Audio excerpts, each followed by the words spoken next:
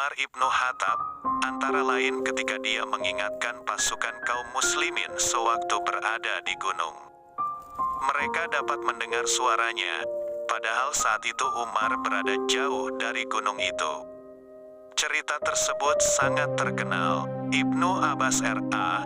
meriwayatkan, pada zaman Umar, telah terjadi gempa bumi yang hebat, hingga gunung-gunung hampir jatuh menimpa muka bumi. Keadaan itu terjadi setelah perubahan musim yang disebut fasal amwaas.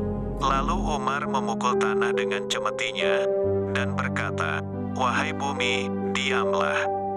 Aku orang yang adil dan jika aku tidak adil, maka celakalah aku." Setelah Umar berkata begitu, bumi diam dan setelah itu tidak terjadi lagi gempa bumi. Kehebatan lainnya, ketika dia mengirim surat kepada Sungai Nil, setelah sungai tersebut tidak mengalir seperti biasanya, kecuali bila dilemparkan ke dalamnya seorang gadis.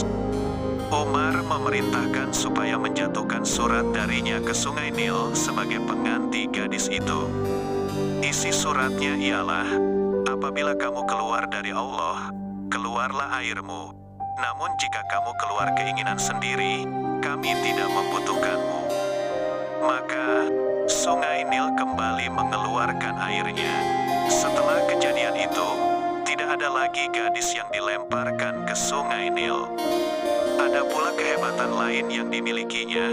Dikatakan Ibnu Abbas R.A., setiap tahun, api datang ke kota Madinah, sehingga kaum muslimin mengadukan hal itu kepada Umar. Diberkata kepada pelayannya, "Ambillah selendang ini.